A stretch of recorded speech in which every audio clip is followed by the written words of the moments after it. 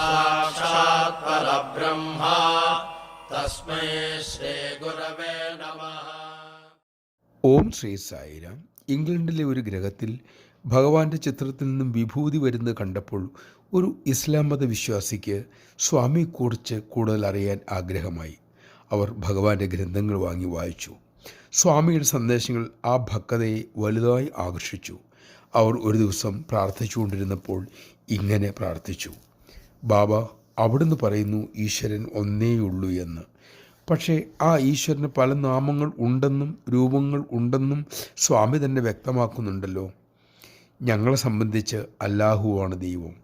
ആഗാഖാൻ സാഹേബ് ഞങ്ങളുടെ ഗുരുസ്ഥാനീയനുമാണ്. അവിടത്തേക്ക് ആഗാഖാൻ സാഹേബിൻ്റെ ചിത്രത്തിൽ നിന്നും വിഭൂതി വർഷിച്ചുകൂടെ? അങ്ങനെയെല്ലാം ഒന്നാണ് എന്ന് അപ്പോൾ എനിക്ക് ഉറപ്പാകുമല്ലോ. ഏതാനും ദിവസങ്ങൾ കഴിഞ്ഞപ്പോൾ ആഗാഖാൻ സാഹേബിൻ്റെ ഫോട്ടോയിൽ നിന്നും വിഭൂതി പൊഴിയാൻ തുടങ്ങി. ജയ് സായിരാം. ഈശ്വരൻ ഒന്നേയുള്ളൂ. ആ ഈശ്വരന് ഏത് രൂപവും ഭാവവും ഭക്തൻ്റെ ആഗ്രഹത്തിനനുസരിച്ച് സ്വീകരിക്കാൻ കഴിയും. കാരണം അവിടുന്ന് സർവശക്തനും സർവവ്യാപിയുമാണ്. ഒരുവൻ ഇങ്ങനെ ചിന്തിക്കുകയാണ് എന്ന് കരുതൂ: എൻ്റെ വിശ്വാസപ്രകാരമുള്ള ഈശ്വരൻ മാത്രമാണ് ശരി. ഇത്തരത്തിലുള്ള ഏകേശ്വരവാദം മാനവരാശിയെ അധപതിപ്പിക്കുകയുള്ളൂ. ഏകം സത് വിപ്രാഹ് ബഹുദാ വദന്തി. ഇതാണ് ഭാരതത്തിലെ ഋഷിമതം.